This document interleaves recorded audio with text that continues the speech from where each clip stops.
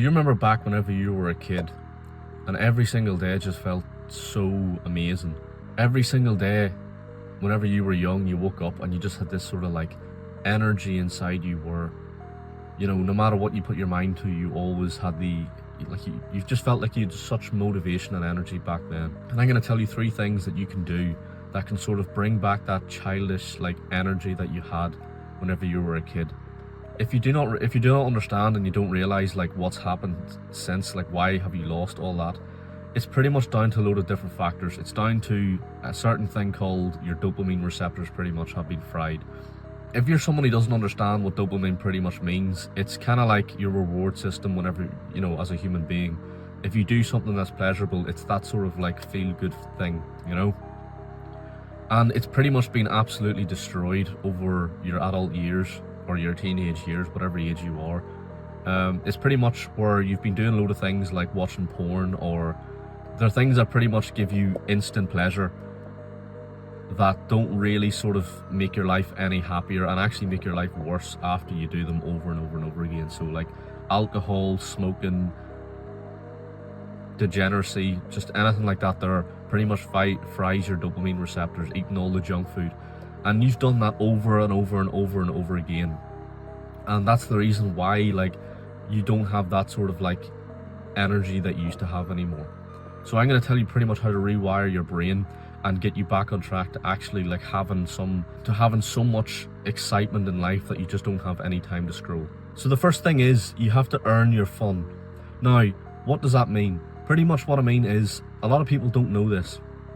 And whenever you were a kid, right, remember like you had loads of stuff like chores, or you had to go to school. There's things that you didn't really want to do, but once you got them over and done with, then whenever you actually then started doing like the fun activities and the things you wanted to do, they became so much more rewarding. And it's the same thing in your adult life. You have got to do something that like will benefit you in the long run, but isn't enjoyable at the moment. So do that first, and then do the sort of like fun activities that you actually do want to do. So what I mean is, for example, if you're a YouTuber and you want to make YouTube videos, make a video, right? Record a video or script a video, or do something that is long and boring, right? That you don't really enjoy in the moment, but is good for you in the long run, because that is what is called delayed gratification. You're delaying the gratification of that thing. If you do that first, and then you go to watching YouTube videos or eating junk food or watching a film, watching that film or doing that fun activity becomes 5 times more rewarding, because you don't have so much shame while you're doing it. Because do you ever get it whenever you're like watching a film or something and you feel really shameful inside, because you feel like, what am I doing with my life? What is wrong? Like, I'm wasting my time. Like, you deep down inside, you know that you shouldn't really be doing this. Well, what this pretty much does is, if you actually do the thing that you're meant to do first, and then you go and do that, you don't actually have that sort of you don't have that sort of like self punishment inside you, because you know that like before you done that thing that you're doing the things that you should be doing. And so once you have that sort of mix up of doing the things that you know that will benefit you in the long run, even if it's going to the gym, or like I said, making that YouTube video, or whatever it is, if you do that first and then watch the film or have the junk food or whatever, it feels a lot more rewarding. And it feels, like I said, it's like whenever you were going to school and you had like a timetable, you were doing all these subjects that you didn't really want to do. It's very, very, very similar to this, except obviously in your older years. The second thing is to delete all the constraints and all the bad apps that pretty much waste your time. And this is the step that pretty much is the hardest. You kind of have to like just get rid of the apps that are plaguing your mind. Because bro, like, you're watching this video right now and you're somebody who has Instagram, you're somebody who has TikTok, even YouTube Shorts for that matter, and you've wasted hours of your life, watching these videos, trying to stop procrastinating. And you know what the problem is, and it's these apps that are so unbelievably addicted.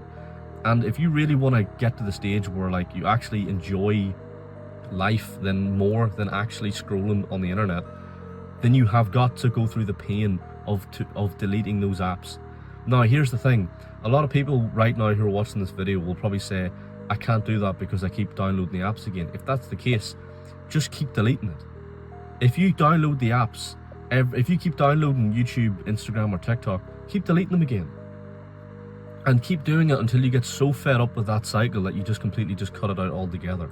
Like, you know, really, because after a certain amount of time, once you've cut out these apps and, you know, weeks have gone by, you will have noticed that you're so much more comfortable actually going out into the real world and doing loads of shit and doing fun activities, and you'll actually have a schedule that is more outside, you know, than inside on the internet scrolling on TikTok.